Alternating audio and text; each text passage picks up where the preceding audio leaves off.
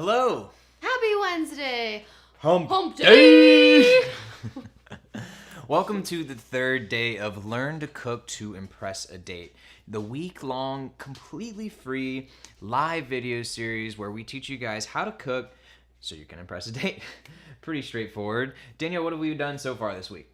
Well, Monday night we made martinis, lemon drop martinis. Last night we did queso and tequila shots because it's Tuesday. Yeah, I mean Tipsy Tequila Tuesday. Tuesday. Let's be real. Yeah, and now tonight it's Whiskey Wednesday. And Whiskey Wednesday, we'll get to that in a second. But I want to point out that yesterday and Monday were both days, just like in the course, where we teach about methodologies and frameworks. So it's not about teaching a recipe. It's teaching you how you can make whatever it is you want, customized to how you like it with whatever ingredients you have at hand.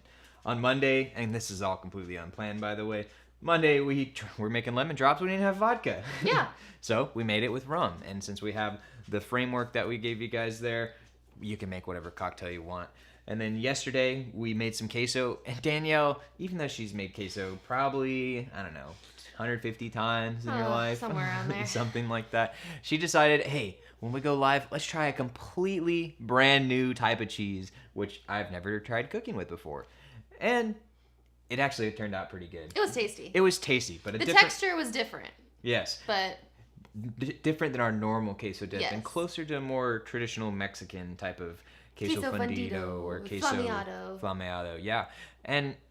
But the point of that was to say that Danielle is comfortable making that type of quote unquote risk because she's done it enough and she has the framework and she knows the pieces of the puzzle that it takes to make a delicious dip, which can serve as an amazing appetizer when you're trying to impress a date. So the first day, in addition to that cocktail, we talked about our first milestone in Kickstart Your Kitchen, which is plan and shop. And then yesterday we talked about prep your set. Flip those. Yeah. Day 1 was prep your setup. Day 2 was plan and shop, which involved meal planning and grocery shopping tips and things like that.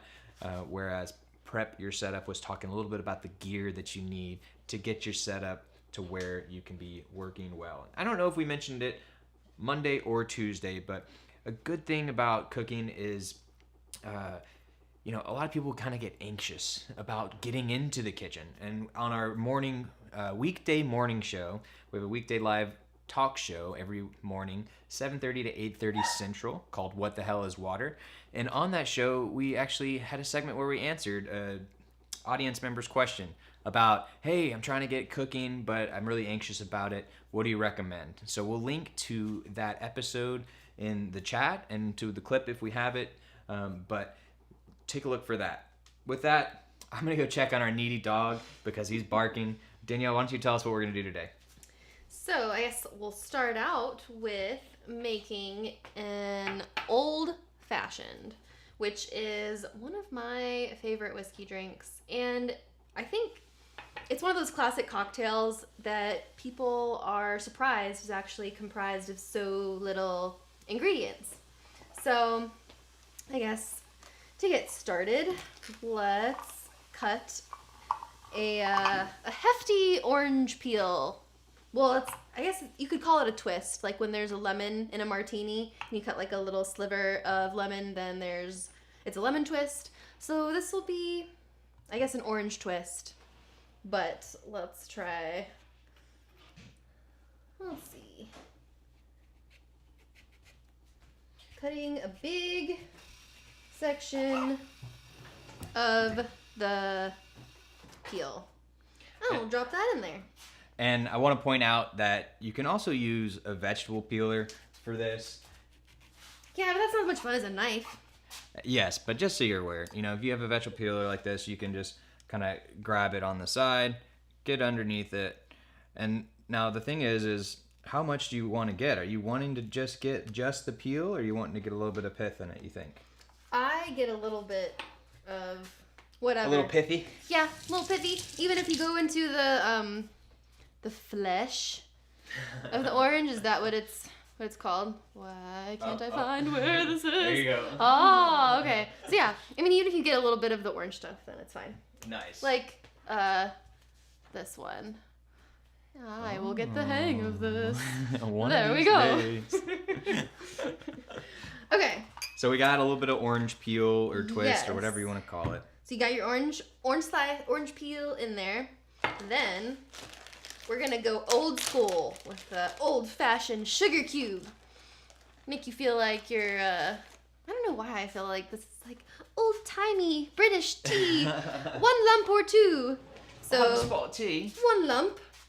1 lump in each. Beautiful, beautiful. And then you do just a couple dashes of bitters, and we like to use Angostura aromatic bitters, which I think is like a These are kind of orange. They're kind of like bitters. the gold standard. Honestly, they have an orange version, but I don't think this has any particularly orange flavor. Just bitters. So let's see. Tastes good. And then a couple of dashes onto the sugar cube. Get a couple of those whoops in there. Where? Oh, boo, boo.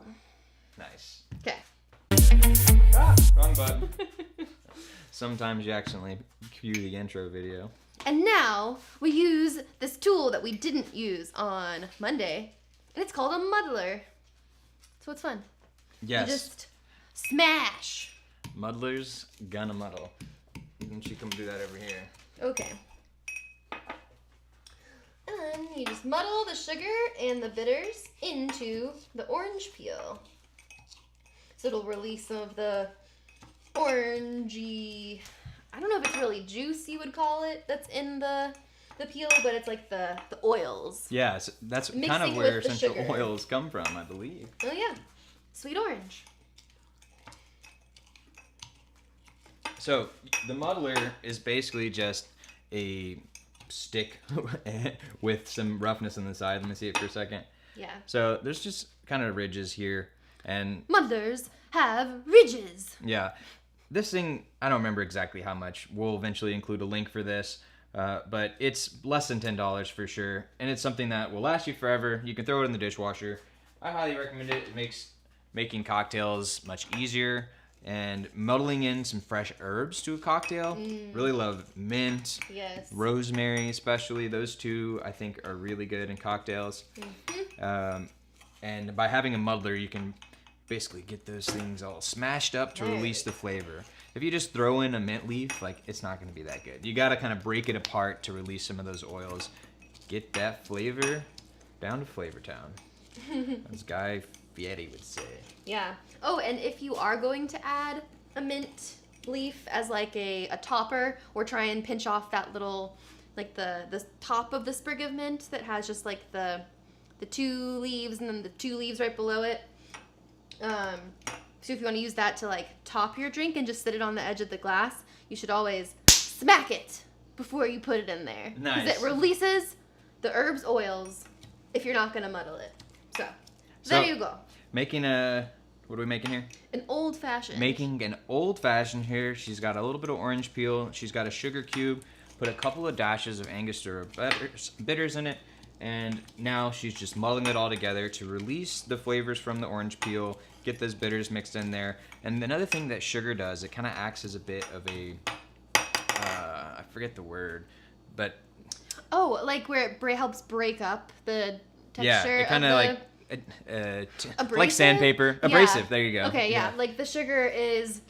Because it's like it helps getting grind worked it into the orange peel. It's like getting coated in the oils. And so even if you're like, oh, I'm on a low carb diet or whatever, don't use any sugar. It's really not that much sugar. Like you can use less than a sugar cube, but just put like a little sprinkle, because those cubes, the little crystals of, are kind of like sand grinding into the herb. Yes. The herb, man. Okay. And now we will add.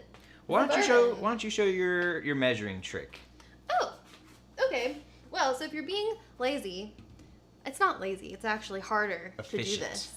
Efficient. That's a good word. Genius. Also learned this on Bar Rescue, because they make them do all these tests about how long you pour for different amounts of liquor.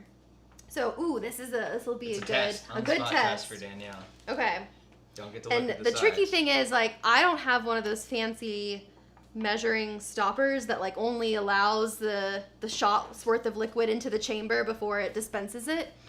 So what you have to do is you try and make the stream as you pour it out to be about the width of one of the stoppers, and then to do 1.5 ounces, I believe, is 1 and 2 and 3 and 4 and. Yeah, and just in case you're curious That's what one these shot. toppers are that Danielle's talking about. Yesterday, or 2 days ago when we talked about simple syrup, we showed this bottle here. And this is kind of a typical liquor bottle. So in a bar, they'll put these on all of their bottles. So it has a consistent flow rate. And what they'll do is they'll go like this, and they'll count. And they'll go 1 and 2 and 3 and 4 and or whatever. And that'll get your measurement. Mm-hmm. So what Danielle is saying is, at home, you don't have the topper. That's okay. There is a regulator on here. There is the little plastic piece. So that's very different than if it wasn't. But you can see here, there's a little white plastic piece that prevents you from, I don't know, sticking a straw in there. Unless you try hard enough. Yeah. So now I'm questioning myself because it's been a while since I've counted. And I want to say 1 and 2 and. Well, there's only one way to find out. Okay. Yeah, let's just. I feel like I used to do 1 and 2 and 3 and 4 and 5 and 6 and. Because maybe each one is 1/2 ounce. Go for it. Let's see. I don't know. Okay. Let's do it. 1 and 2 and 3 and 4 and 5 and 6. And. Let's see how she did, ladies and Is gentlemen. that 1.5 ounces? So this is 1.5 ounces, right next to my thumb, which you're pretty freaking spot on. It's hard to show it at I still got it. Wait, hold on. Let's get that celebration dance again. So it's kind of hard to show exactly.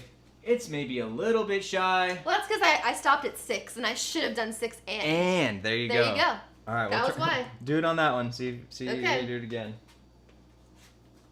1 and 2 and 3 and 4 and 5 and 6 and. How'd you do? Maybe just shy again, just barely. Yeah. I mean. So. You know, I'm a safe pourer. I'm not gonna overserve you. Yeah, better not enough than too much. Well, unless you're a persnickety customer who wants their full amount of liquor. Oh yeah, but if you're at home, and that's the beauty of measuring. You don't ever have to think about it. You don't ever have to do it. But at the end of the day, as long as the drink tastes good, and maybe if it gets you a little buzzed, then I think it's a success. We're ready? Dump in. Oh, we should do doubles, right? Or just singles. Go. I mean, are we doing a shot too? We should do a shot. That's a good You point. said you wanted a shot, so That's a good point. I thought, but ideally we would have had that while we were making this drink. Now it's almost done. Go for it. Whatevs. Okay, pouring it in.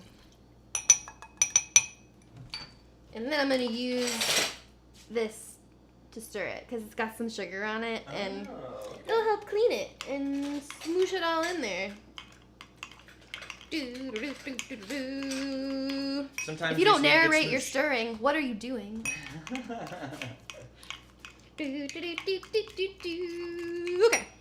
done. Now we just need a big ice cube. All right. So why do we want a big ice cube? Because it will melt slower and keep your drink colder and water it down less. Yes, that's I think correct. those are all the purposes. Yes, so here is an ice mold, which you can buy on Amazon. We'll eventually include a link to it. And it's less than $10 too, I believe. And it's made out of silicone, it's flexible. And it's really good for ice, obviously. So it gets you these really big cubes. For reference, whoa. So these are actually, for our cups, sometimes a little bit too big even. They kind of don't sink down all the way. So one little trick I do is, you could just fill them up a little bit less, but I just run them under the water, just on the edges. If you don't sing while you do your ice, then what are you doing? How's my impression? Ice, baby. You should check out our Kickstart Your Kitchen sales video where Reed does an impression of Michael Jackson. And by Reed, I mean me. I don't know why I introduced myself. Actually, we should Reed also talks about himself in the third person in the sales videos. There you go. Got you fit in there. And we didn't introduce ourselves, so hi, I'm Reed Garcia, and this is my wife Danielle, and our company is called Helpful for Life. So we're here to give you guys the best education you never got, teach you what you need to know but you didn't learn in schools, things like cooking, and then fun stuff too, like sex, drugs, alcohol, and then some of the boring stuff that you have to do, like taxes and finances. Credit cards. But then also some of the meaningful things like creating relationships with people that you care about, trying to figure out what you want to do in life, moving to a new city, making friends, all those types of things. So we got one ice cube. I'll get you another. Another big nice thing about any type of ice mold is freezing other things in it. So what else would you freeze in an ice mold, Danielle? Well, one thing to do is freeze any extra citrus juice that you've squeezed. So, like we were talking about on Monday night, I think, with the lemon drop, if you know you're going to be making a bunch of cocktails in an evening, you're having some friends over, if you want to go ahead and squeeze all of your citrus juice ahead of time, so take all your limes, lemons, oranges, whatever citrus juice you want to have, squeeze it all out to prep, and then any extra juice that you've squeezed but don't use, you can freeze as ice cubes, and then just add a lemon juice ice cube to your next cocktail and shake it till it melts. I feel like that would... Yeah, I can't remember if I ended up shaking it till it melted, or I just thawed it, or microwaved it. Yeah. But the big thing to point out is when you freeze the lemon juice, that lime juice, orange juice, whatever it may be, you don't ever have to worry about having your fresh fruit. And it's nice to have your fresh fruit, and we definitely encourage that. But, you know, at the end of your grocery journey where you're starting to get down to the dregs, or so you come back from a long trip and you don't have any groceries yet, then it's a really good time to just pop those out and you have a really nice, refreshing drink. And oh, by the way, we're using alcohol here, and, you know, there's not really a great non-alcoholic version of the old-fashioned, but the citrus juice goes really well just in some water, especially if it's sparkling. Maybe you add a little bit of simple syrup to sweeten it up, or whatever alternative sweetener you want to use. But yeah, I guess we should cheers, huh? Yes. Cheers. Cheers.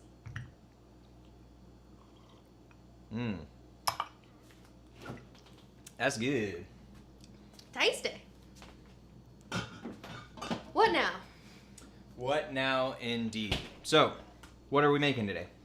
We are going to make our 5-finger salad.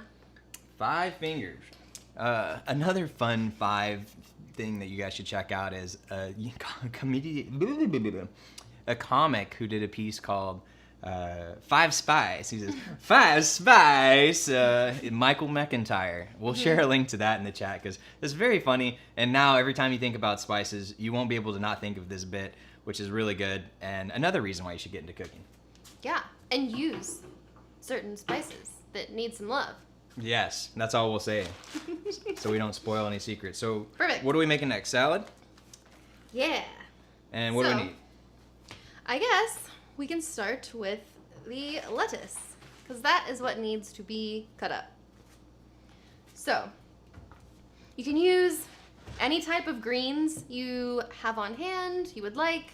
We really like romaine hearts, and then I like chopping them up, or slicing, I don't know, shredding, I guess. Really finely chopping the lettuce, so it's like a chopped salad versus like the big pieces of lettuce. So, but if you have like arugula or baby spinach or any, like a bag mixed salad, you can always like get a bag salad and add your own things to zhuzh it up a little bit. But yeah, I guess we'll start. Yeah, well, real quick, I don't know if you said what our 5-finger salad I didn't. is. So what is a 5-finger salad? Okay, so first finger is your chosen lettuce. Then you have a fruit or vegetable of some sort, a nut, a cheese, and vinaigrette, which we will also be making from scratch. So there you go. So you've got the 5 fingers, and the whole idea is you can vary each one of those to be whatever you like. And, you know, you can just have some of these, a lot of these things are staples anyways, like nuts, vinegar, oil, some seasonings, and then you just have some veggie, you have a green, and then you're pretty much good to go. It's worth noting that we have a video specifically on this and on salad dressing in our course. And of course we have a whole bunch more than that. But let's get to the cutting, shall we? Sure.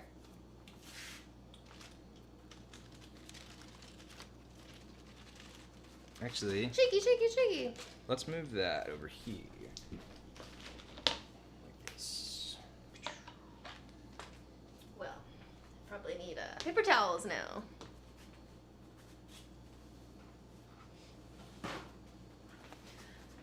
So, I always want to wash your lettuce.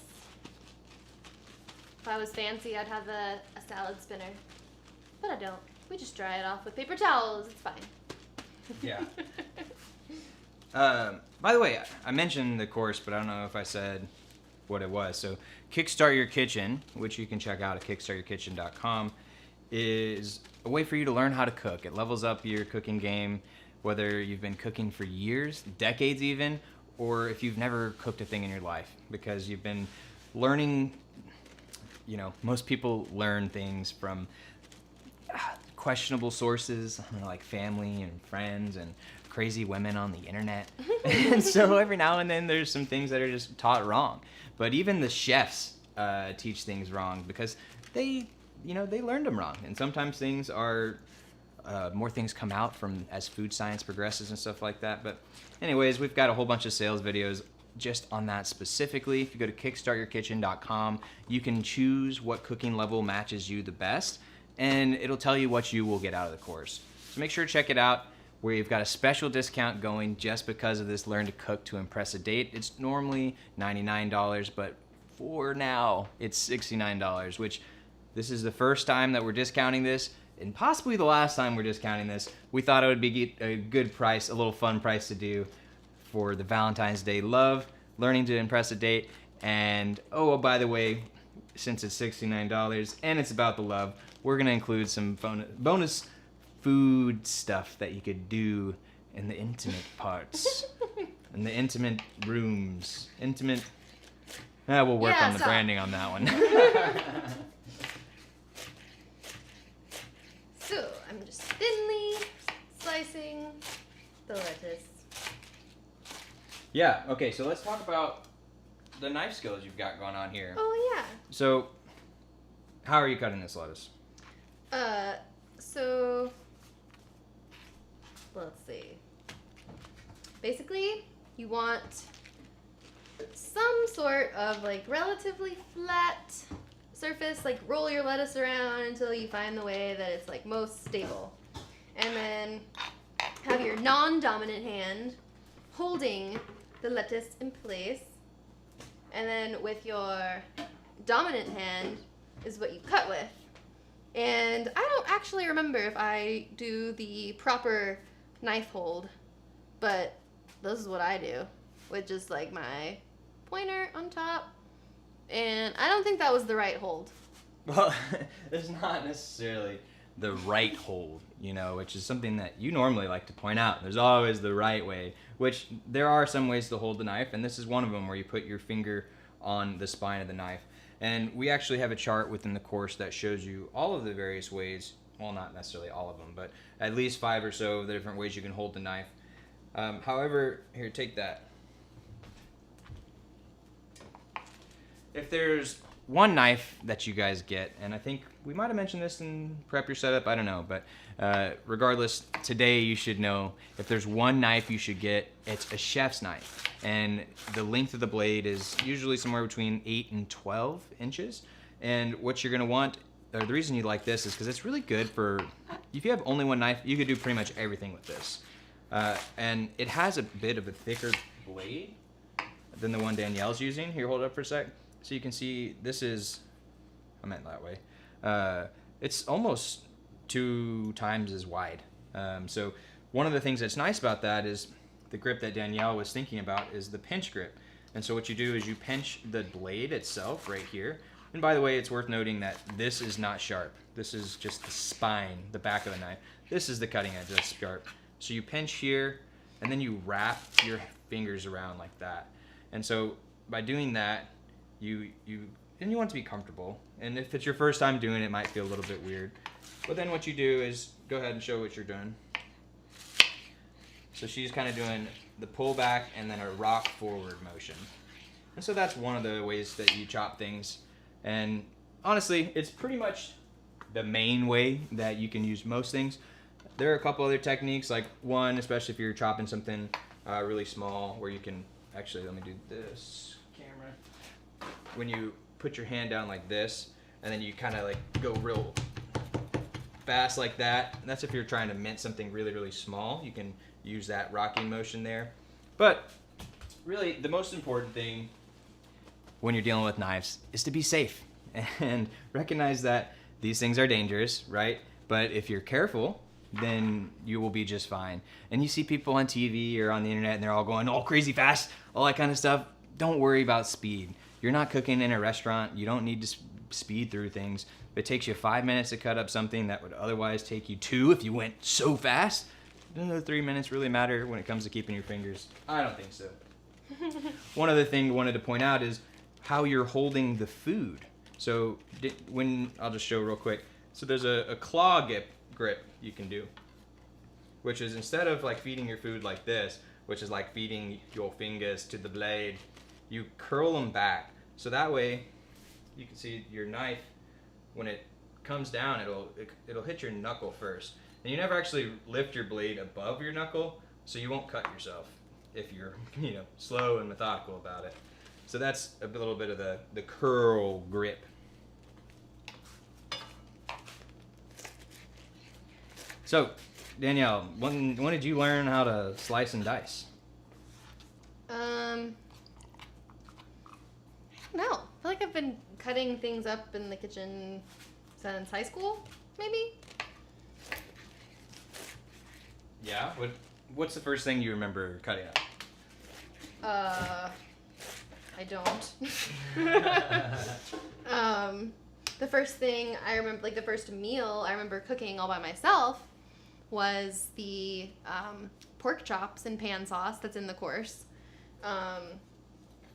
But before I was making like a whole meal by myself, I was just helping my mom like with the veggies, or you have your little tasks that you're assigned that are good for children to help with, I guess. Yeah, which is a great thing to point out. One of the cool things about cooking is that you really don't need to be that old to be able to contribute. I mean, at the very least, you can have your kid help you get ingredients out of the pantry. You can get them involved with the assembly process. There's a lot of really safe things you can do. And then kids don't need to be that old to be able to be taught about how to handle a knife safely, how to deal with hot surfaces and things like that.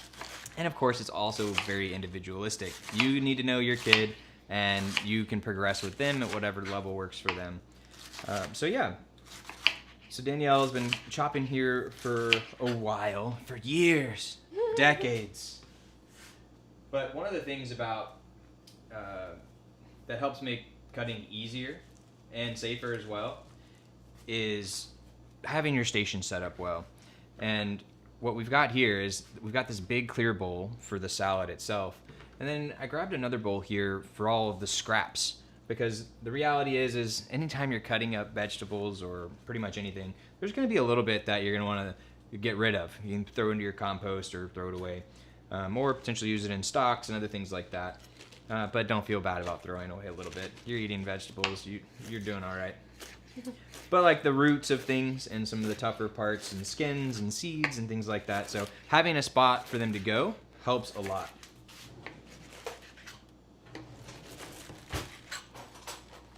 One other tool that can be really helpful as well is a bench scraper. So that's this guy here, and it's basically just a kind of wide piece of metal. This down here on this one is not sharp. Sometimes it is, but it's narrow enough or sharp enough to where you could cut dough. So this is often used for cutting dough. And this one as well has, I don't think you can really see it that well on the camera, but it's got markings for measurement. So if you say something needs to be 1/4 inch or 3 inches or whatever, you can measure it right on here. And it also even has some measurement equivalent. So we'll end up sharing a link for this on the chat. One side inches, the other side is centimeters. So that's pretty cool. But what you can do is, hold on one sec, babe. You can scoop right underneath whatever it is you're doing and easily transfer it where you're going. And because that blade is, narrow enough, you can easily like scoot underneath any liquid and stuff that's in there. So that can be really helpful depending on what you're trying to cook.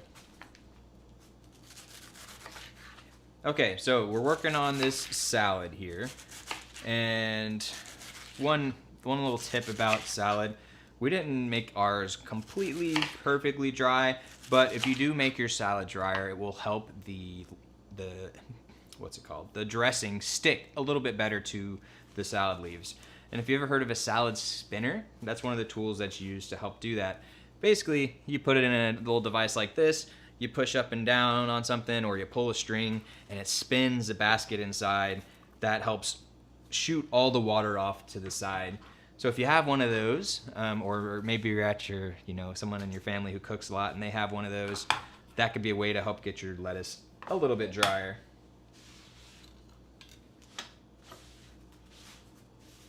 All right, so we've cut up the lettuce. What's next, Danielle? Well, I guess the other stuff is just dumping in so we can make the salad dressing. Which is a vinaigrette, which basically just means vinegar and olive oil emulsified, which is a fancy way of saying you gotta get them to play nicely together because they don't want to mix. Oil doesn't like to mix. So what you do is you get the vinegar and lemon juice, and then optionally, if you want a little bit of sweetness, you can add some honey. And then you slowly drizzle in the olive oil as you're whisking the dressing, which this will be a perfect bowl to make the dressing in. Perfect.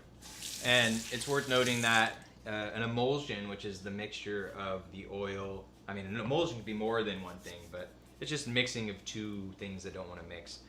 And in this case, we'll have vinegar and oil that are mixed together.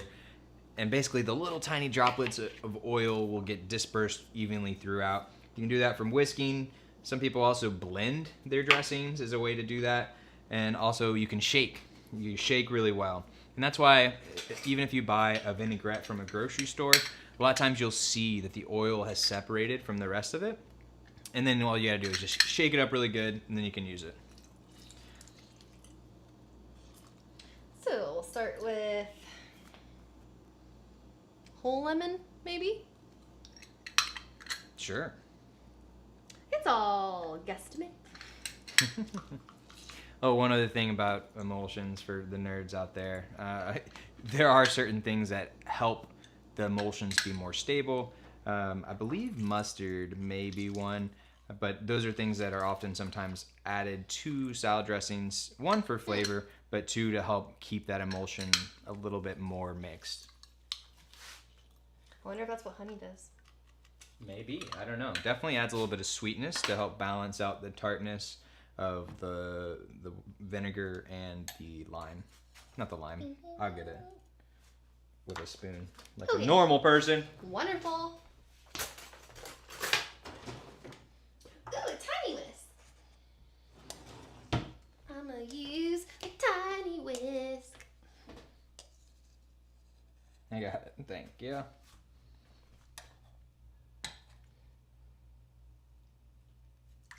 Wonderful. Just fishing out a seed. Lemon seed. Okay, and then we're gonna add a splash of vinegar and some salt.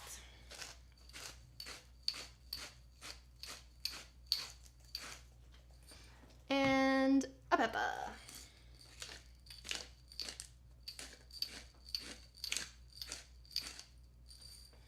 And I think I will add just a little drizzle of honey. And Danielle, if you've watched yesterday or the day before, you've noticed that Danielle plays a little fast and loose with measurements. Me, personally, I like measurements a lot. I'm an electrical engineer by training, so I'm very methodical and rational and logical, and Danielle's, not I don't really like those measurements. things. But when it comes to a vinaigrette, there's a ratio that people typically like to use. Sometimes it's 2-to-1, sometimes it's 3-to-1, and that's basically 3 parts oil to 1 part vinegar. And so you can measure that out. You know, you could literally use the same shot glass you use for your drinks. Just anything that's the same, a part. That's the cool thing about a part. It's whatever you want. It just depends on how much vinaigrette you're trying to make. Which, by the way, Danielle, how long do you think people can eat this vinaigrette after they make it? Talk about playing it fast and loose with some measurements. The expiration measurements are really not what you want to come to me for. Yeah, so if you make this vinaigrette, maybe like a week. Again, no promises here, but I would say 2? Definitely a couple of days, but as long as a week for sure. And then other than that, there's a website you can check out called stilltasty.com, and you can go to that to get some good rule of thumbs. And in our course, we actually have a lot more information about how you can tell when your food's gone bad. And at the end of the day, some of it just comes down to your risk level. You know, my mom, for example, she keeps some stuff for like a couple days, and then she's like, "It's out!" I'm like, man, I kept that for like a week, and you know, it's still good to me. And I've looked it up, and it's still food safe. So it's just about how much risk you're willing to take. That's the beauty about the kitchen. You get to customize it to yourself. That being said, if you're serving other people, maybe don't serve all of your oldest stuff to them. Be more careful. Yes, be more careful and mindful. Or at least let the other people know. Be like, hey man, yeah, this sandwich meat's from last year. You still good to have it? And they'd be like, yeah, bro, I eat pizza that's been out all night. I'm okay. College. Okay, so this looks pretty well emulsified. I'm just gonna use my pinky and taste it. Oh, it's very, very lemony still. So I'm gonna keep going with the olive oil. And maybe add some salt and pepper. Nice. So what else, if anything, are we cutting up for this? Nothing. Nothing? Okay.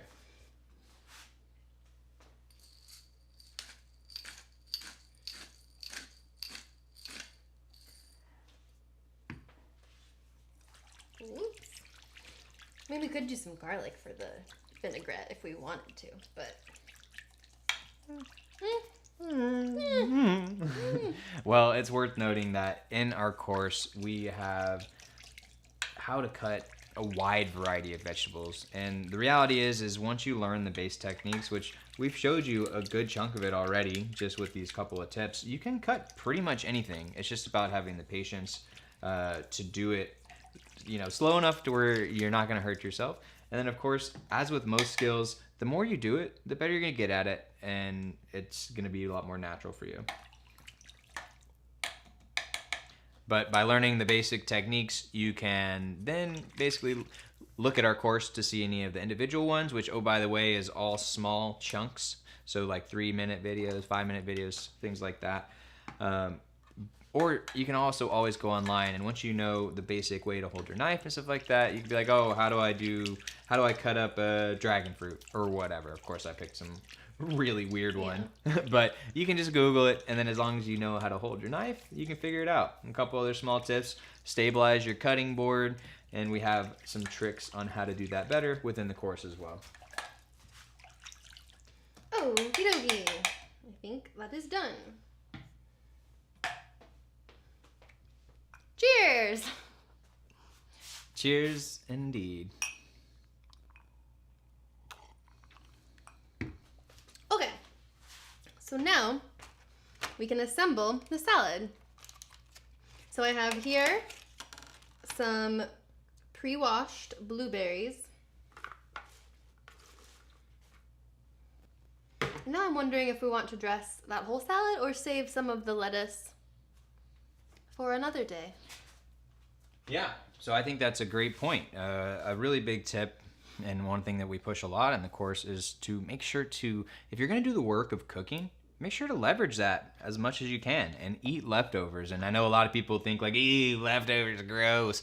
But if that's what you think, you're just doing leftovers wrong. If you heat them up the right way, which, by the way, toaster oven, air fryer, those are your friends, especially for leftovers. And also, there's all sorts of remixing you can do. You know, if you have some leftovers, you have a handful of these frameworks, some of the ones we've already talked about, other ones you can find online, figure out yourself. Next thing you know, you'll be mixing up, ooh, I had a little bit of Tex-Mex leftovers with some Asian food, and then there's this Italian stuff I made the other day, and you end up with some really random stuff. And sometimes it just tastes really good, and it's something that you would never make because you never think to make that type of thing. But when it's in front of you, you're like, why not? Kind of like we're here, like, should we add garlic? Too much work. Too much work. Were you getting another little container for lettuce to spread? Oh, yes. So the pro tip with the salad is don't dress your entire salad unless you know you're going to eat the whole thing. Because if you dress it, it's going to get soggy, and the next day it's not going to be as good. But if you have that lettuce with no dressing on it, the next day it's still crisp. You take it out, put it in the individual bowls, and then people can also put the amount of dressing that they want on it. And then another little pro tip for you is you can throw it back in a bowl, whether it's this, same big bowl you used before or a smaller one, put a little dressing in there, and then toss it within that. Because there's one mistake that even the pro cooks make all the time is using a bowl that's too small. And so if you have a bowl like this size, for example, a small cereal bowl, then you're going to try and toss salad in this without making a mess. Good luck.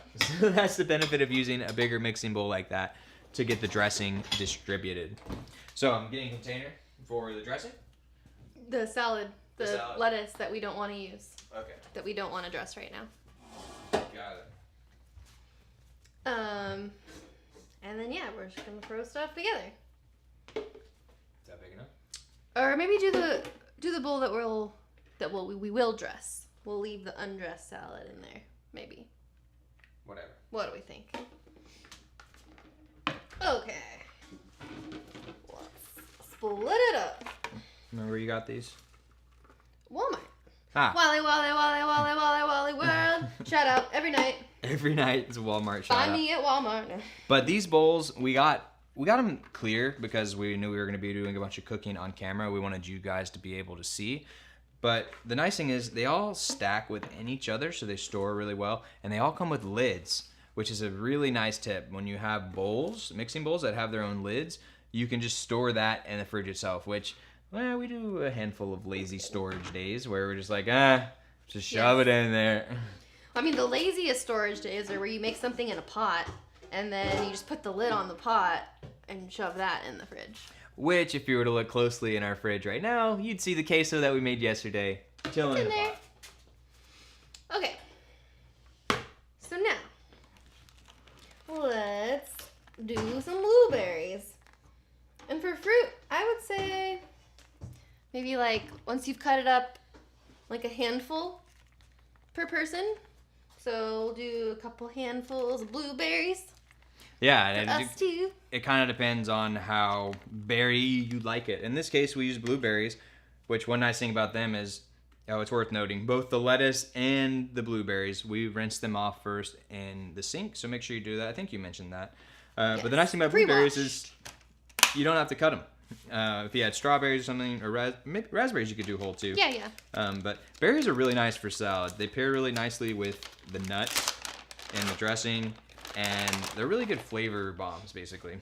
Yeah, so we've got, these are slivered almonds, which we love for salads.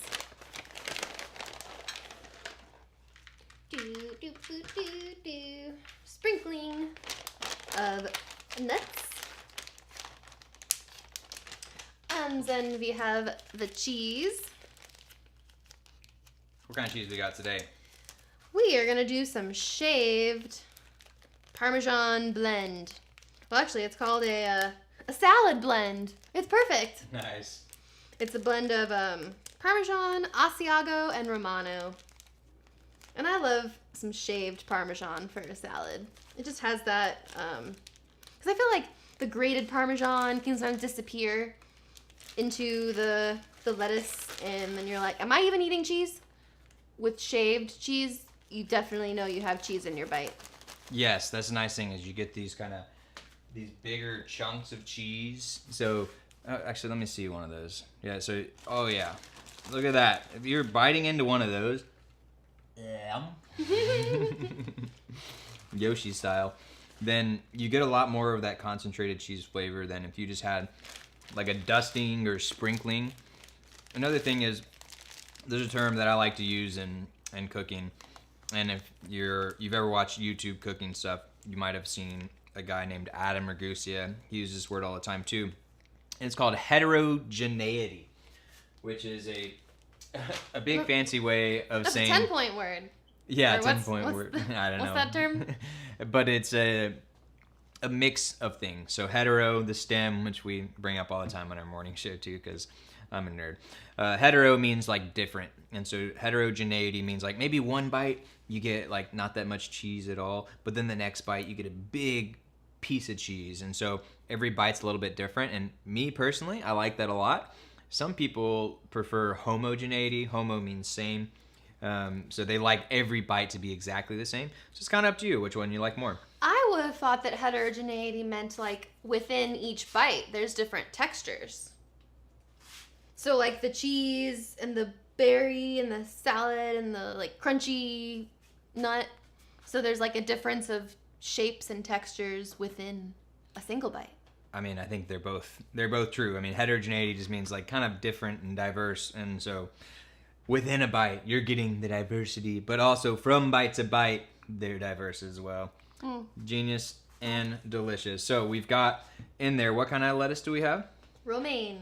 So we got romaine lettuce. That's one finger. We've got what else? Blueberries. Blueberries, which is is it just fruit that we have, or berries? Fruit. Yeah, fruit. Apples, pears would also be really good. Mm-hmm. And you could also substitute that for a vegetable too, or turn it into a 6-finger salad. Yeah. So like we have some carrots, which I may end up cutting up. We'll see. Yeah.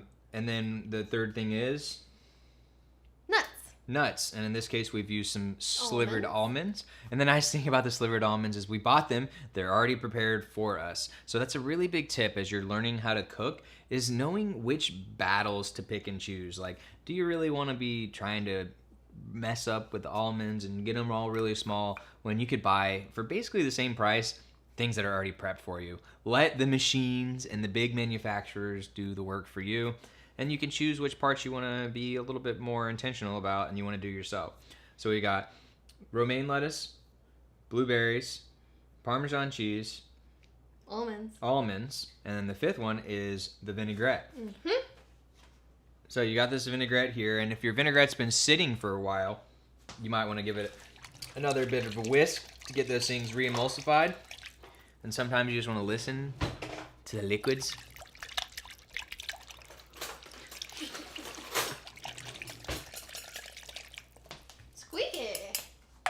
And you might have noticed Danielle kept tasting the vinaigrette, and then she kept tweaking it to be a little bit more of what she was looking for. And so, maybe it's too tart, so I need a little bit more oil. Maybe it needs a little bit more salt. Maybe it needs a little bit more tang. And those are skills that you'll develop a little bit over time. But the nice thing is again, this isn't that much. So even if you completely screwed this up, and you gotta throw that away, that's very minimal. And that's part of cooking. Trying things out, seeing how they go, tweaking, and going from there. And I just remembered that a tip that I probably could have done before I added the cheese and nuts and blueberries was to salt your lettuce to make a tastier salad. Yeah. Like season your lettuce. So I added some salt and pepper. All right, cool. At this point. So you're gonna zhuzh that in there. Zhuzh it. Zhuzh. And then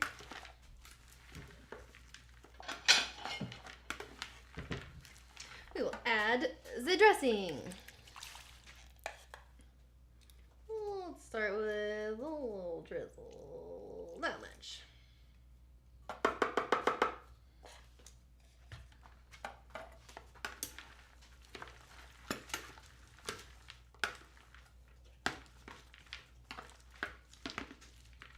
You want to toss my salad? No, thank you. I appreciate it. So you're gonna go ahead. You got some dressing in there, and you gonna plate some? Sure.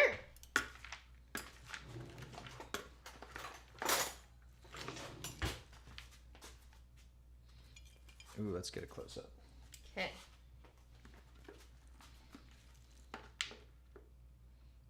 Mas? Go for it. So, the thing about salad is that you can use it as an appetizer or you can use it as a meal in and of itself. You take that? Mm-hmm. And in this case, one of the things that you could possibly do, which we were considering doing but decided not to for ourselves tonight, is you take a rotisserie chicken.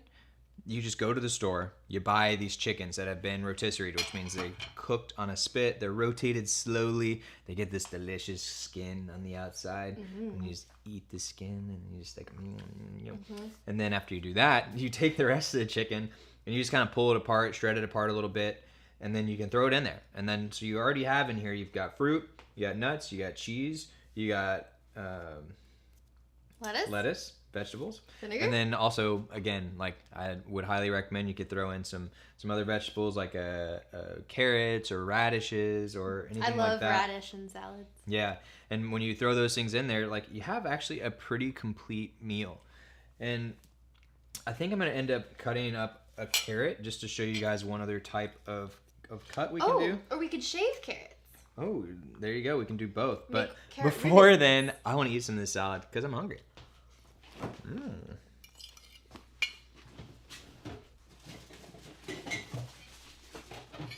Oh. Let's see if I can get down here for a bite. Yoshi style. Okay, let's just do one of these little carrots. It's yummy. So we wash the carrots. Now, where was our little vegetable peeler? So the problem with good food is you just want to sit there eating it.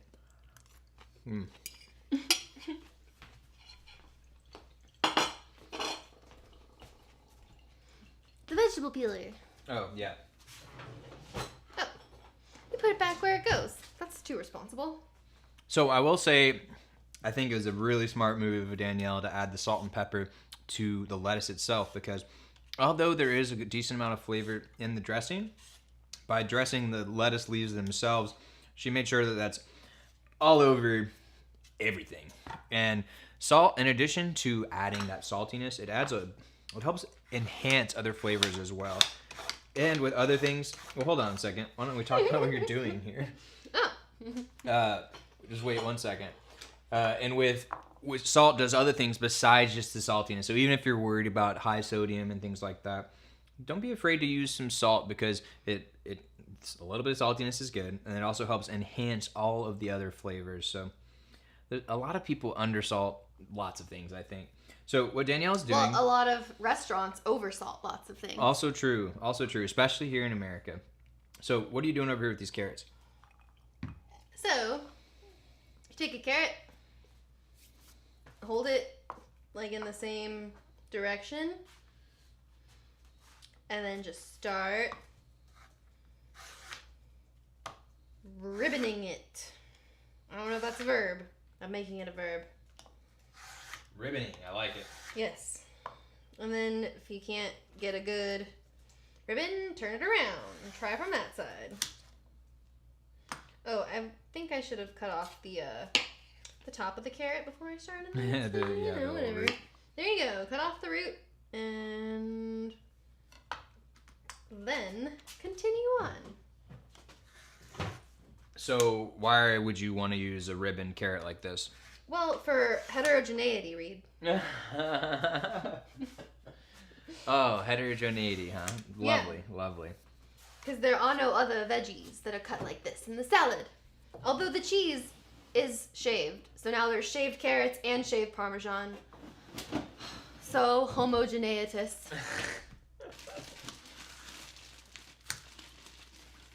So on Tuesday, when we talked about plan and shop, we talked about how you have staples in the fridge the freezer and the pantry.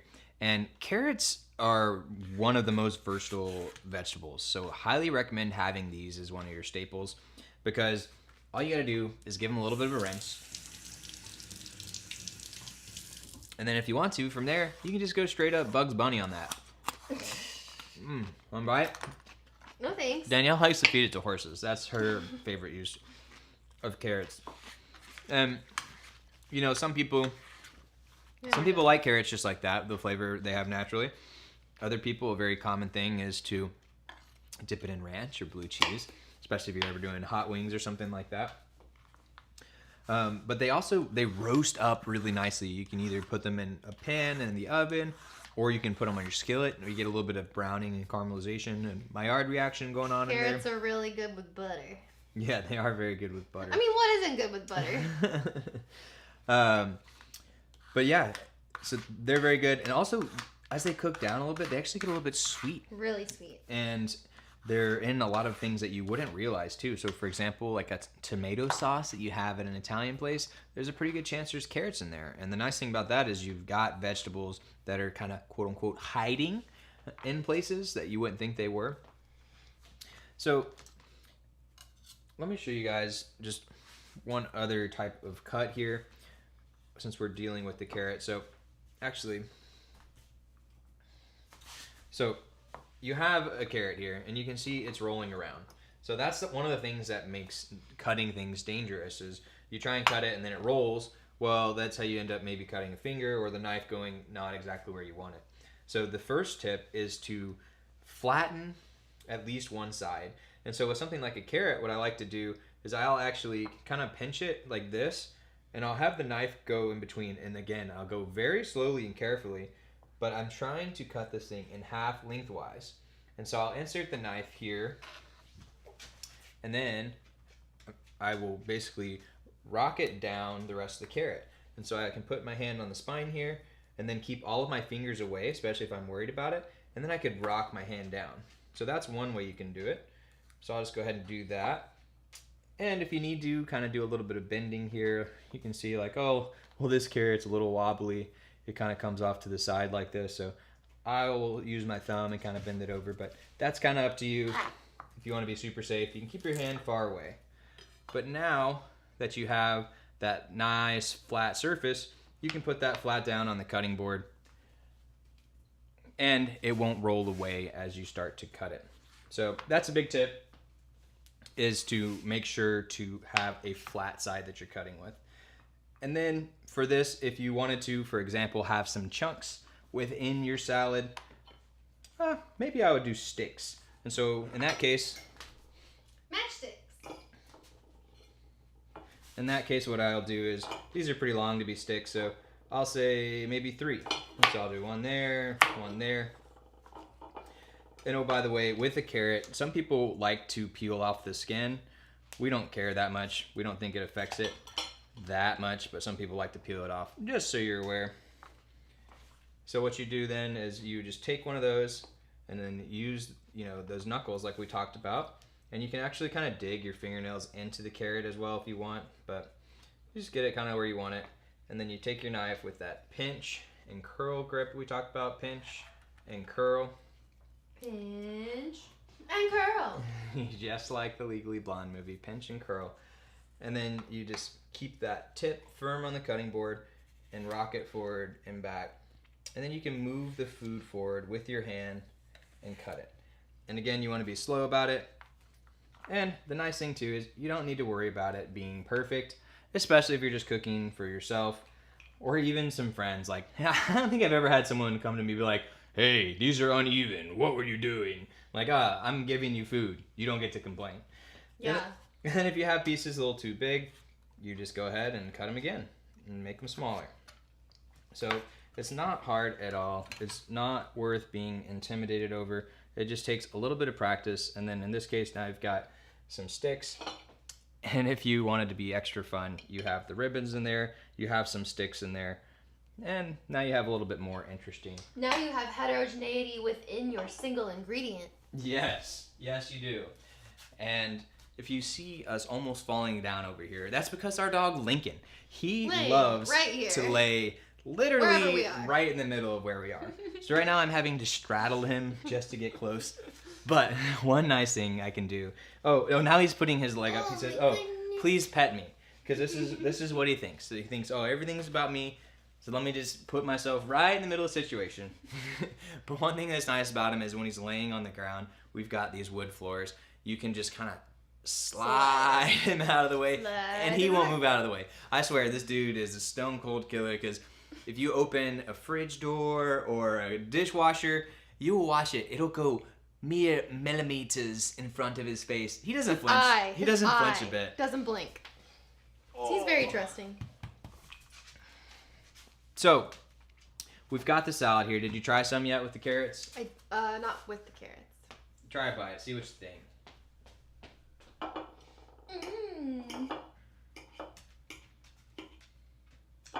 Let's do it.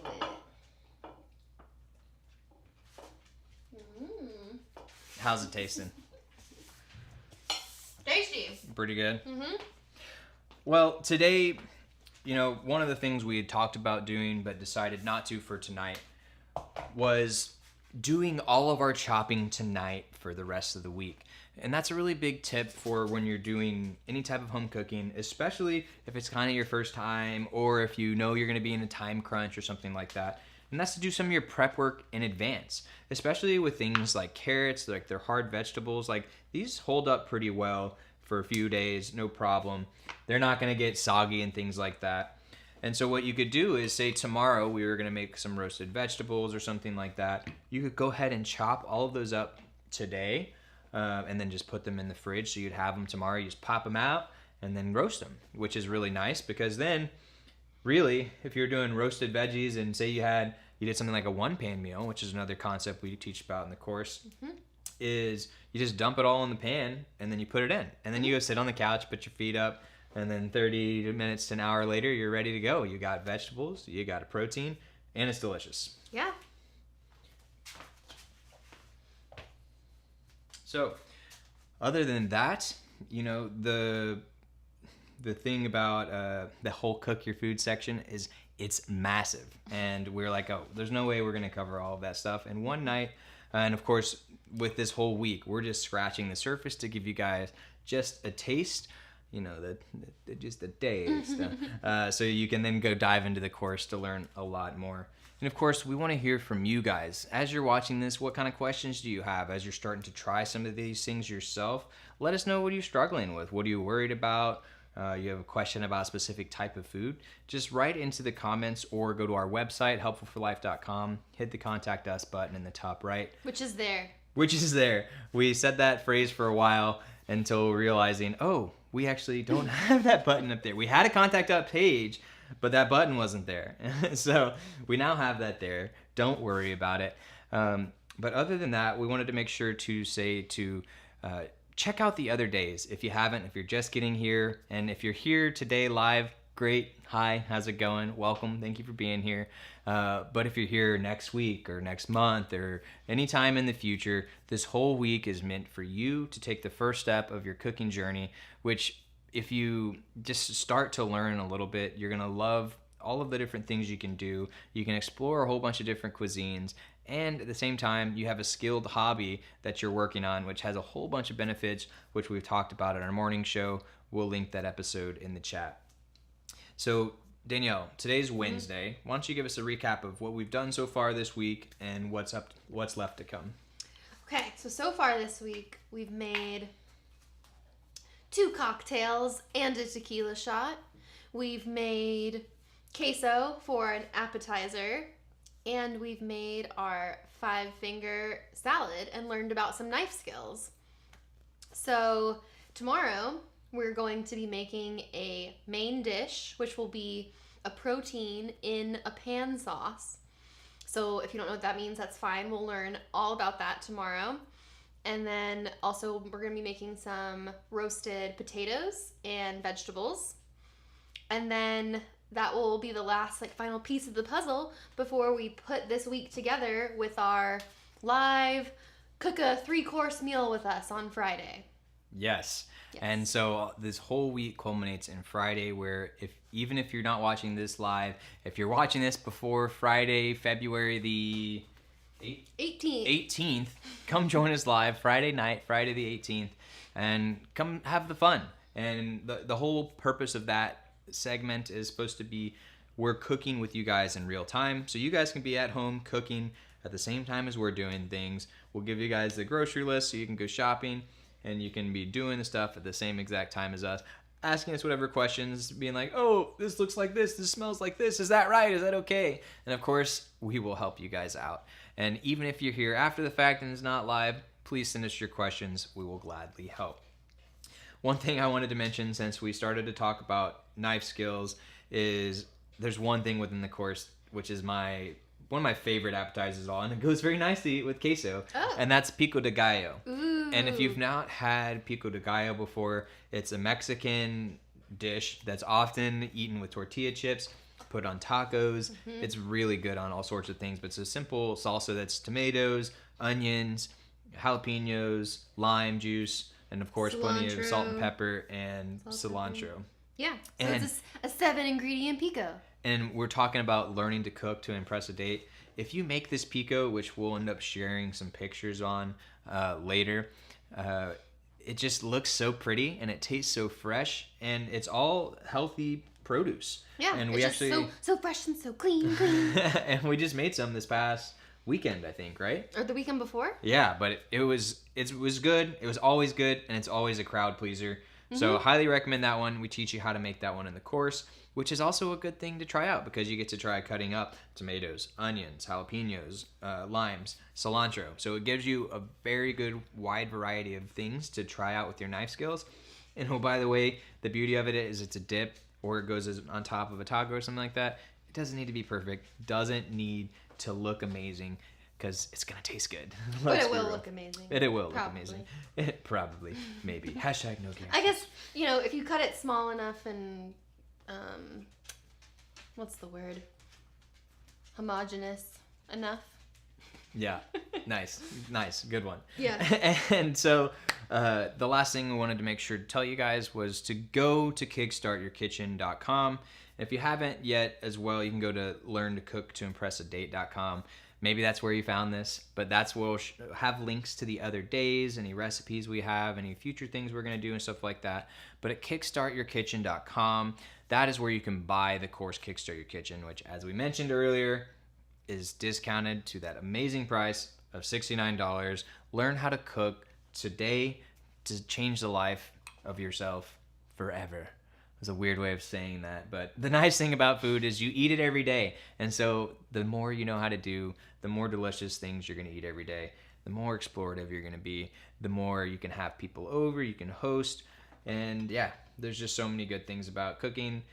We highly recommend it. We're here to help you guys. So you guys should just dive right in. Any last thoughts, Danielle?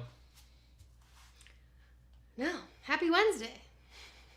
Happy Wednesday. Whiskey. Happy hump day. Whiskey Wednesday. Whiskey Wednesday. But with that, everyone have a wonderful rest of your day.